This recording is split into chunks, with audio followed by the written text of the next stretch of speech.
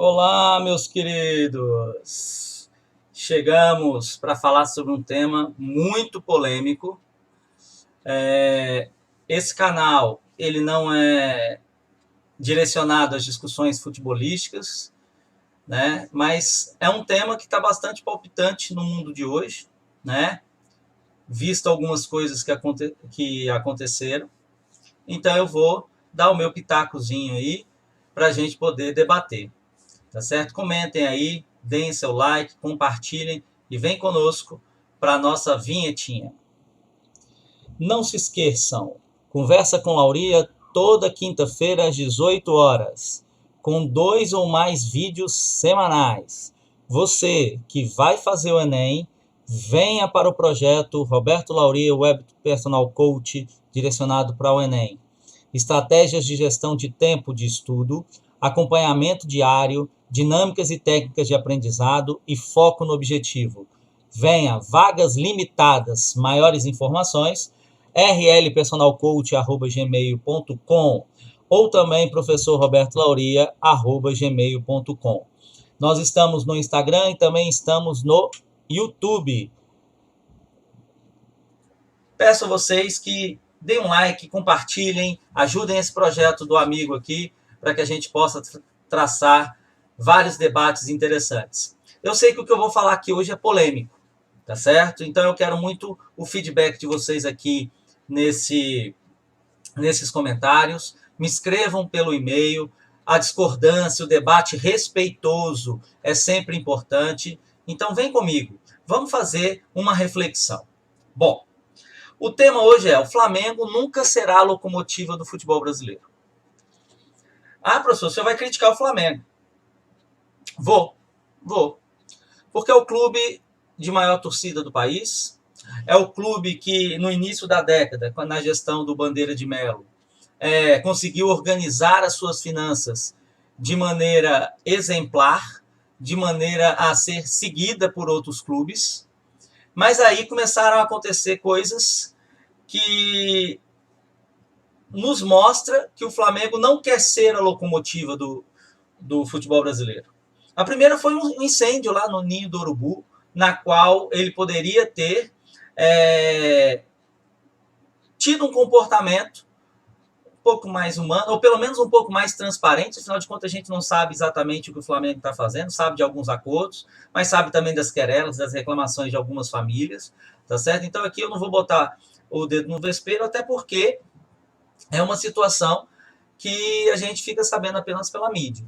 Então, ao que nos chega, né, o Flamengo poderia ter uma hombridade, poderia ter um comportamento um pouco mais transparente, um comportamento um pouco mais aceitável naquele fato, tá certo? E se está tendo, eu já antecipadamente me desculpo, né? Mas ao que a gente recebe, as famílias ainda estão em luta judicial com o Flamengo, não é isso? E aí eu não vou entrar aqui no que é justo, no que não é justo, o que é o valor de uma vida, né? Acredito que tem pessoas lá tentando equacionar isso. Eu só acho que o Flamengo ele acaba tendo uma manchinha, né, na sua história com esse comportamento. Poderia se ter resolvido tudo muito mais próximo sem ter ido à justiça, tá certo? Mas o que mais pegou nos últimos tempos é a proximidade em relação ao governo, e aí eu não vou tecer comentário se positivo ou negativo com o governo federal do presidente Bolsonaro, né? E conseguiu, através dessa ligação, uma MP que transforma, que modifica as transmissões esportivas. A questão aí não é nem julgar um mérito se estava na hora da gente ter um novo modelo de transmissão. Até acho que sim. Mas falta ao Flamengo, para ele ser a locomotiva do futebol brasileiro, a liderança. Porque o Flamengo não vai jogar sozinho.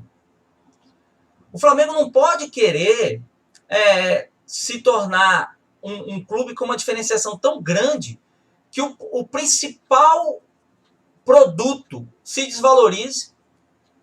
Porque ele mesmo, o Flamengo, pode perder receita se o futebol brasileiro deixar de ser equilibrado ou com aquela pseudo dica, né?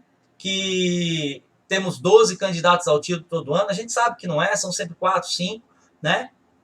Mas ainda assim é um campeonato extremamente equilibrado. Se a gente perder isso e a gente passar a ser a Alemanha, por exemplo, com o Bayern de Munique ganhando 8 dos 9 últimos campeonatos, perde a graça, perde o valor, inclusive para os jogos do Flamengo. Então, numa discussão tão importante quanto essa, que era o direito de transmissão, ainda mais em um momento em que o streaming está se estruturando, né?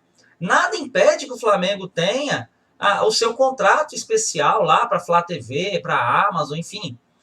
Mas ele deveria ser o carro-chefe, até por ter a maior torcida, até por ter o maior grupo de espectadores, que pode gerar maior audiência. Ele deveria ser a locomotiva de um grupo, de uma liga. Porque o que vai acontecer? É ele, clube, causando uma cisão entre os próprios clubes. Então, o que deveria ter sido feito? O Flamengo, do seu tamanho que é, com a sua estrutura que tem, não vai passar a ganhar menos se os direitos de TV, por exemplo, forem acordados através de uma liga, por causa da pujança da sua torcida. E aí os clubes de massa no Brasil, o Corinthians em São Paulo, o Atlético em Minas Gerais, o Grêmio e o Inter no Rio Grande do Sul meio que divide, né?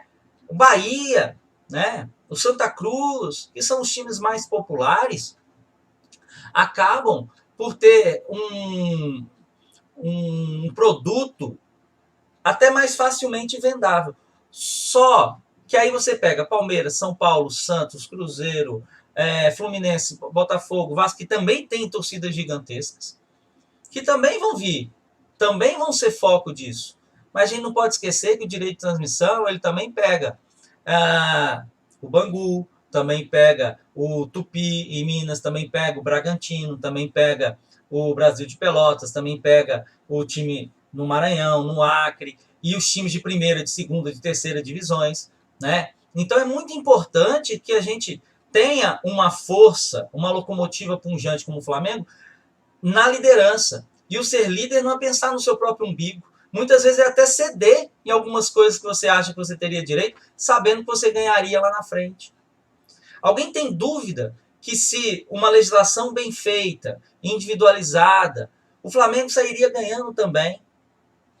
Então, o que aconteceu nesses últimos anos, o que a gente esperava, e olha que eu não sou torcedor do Flamengo, muito longe disso, por sinal, a gente esperava que o Flamengo começasse a se tornar o líder. E o líder não é pensar apenas em si. O líder é pensar no coletivo, é tentar estruturar, porque a partir de uma aglomeração como o Flamengo, né, uma instituição como o Flamengo, grande, pujante como falar assim, não, eu aceito perder um pouquinho isso aqui em detrimento dos times ali da segunda divisão, da terceira divisão, todos os outros não iam ter o que falar.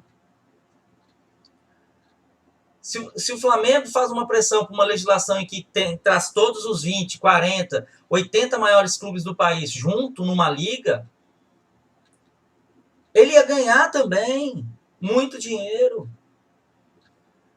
Então a gente precisava dessa locomotiva, a gente precisava que o Flamengo fizesse esse trabalho, só que ele não fez e não está fazendo. Ele está pensando única e exclusivamente nele, como se ele fosse ficar enfrentando Real Madrid e Barcelona o tempo todo.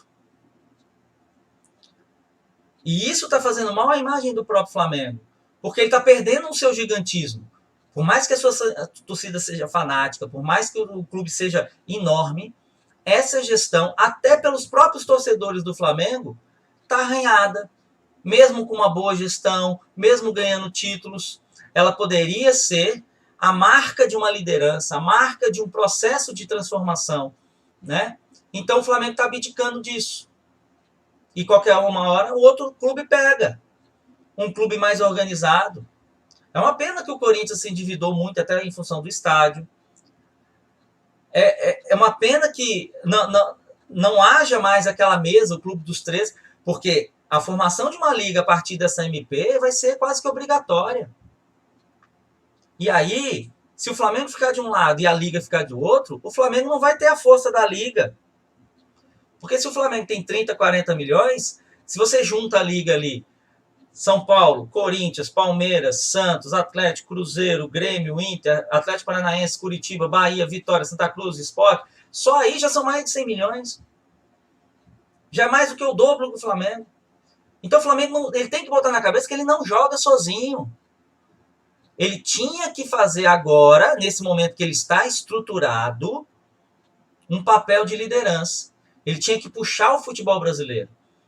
E o que ele está fazendo, por exemplo, no Campeonato Carioca, gente, não existe o Flamengo sem o Vasco. Não existe. O Fla-Flu é talvez um dos clássicos mais enigmáticos do nosso futebol. Então, o Fluminense fraco, o Vasco fraco, próximo em relação ao Flamengo, isso faz mal ao Flamengo. Então, o Flamengo, repito, é uma instituição gigantesca, mas deveria ter tido um papel um pouco mais coletivo. Até para que ele pudesse ganhar mais. Do jeito que está, ele apenas arranhou sua imagem. E não sou eu um fanático por futebol, não torcedor do Flamengo, estou falando isso. Boa parte dos torcedores do Flamengo, boa parte dos jornalistas flamenguistas falam a mesma coisa. E você, concorda comigo? Deixe seu comentário, dê um like, ative as notificações e compartilhe para o seu amigo flamenguista, compartilhe para o seu amigo vascaíno, compartilhe, ajude o trabalho desse seu colega aqui. Se tiver boa repercussão, a gente vai pelo menos uma vez por semana falar um pouco do cenário nacional do futebol, tá certo? Gente, muito obrigado, compartilhe, se inscreva no canal, venha fazer parte desse projeto. Até a próxima. Fui.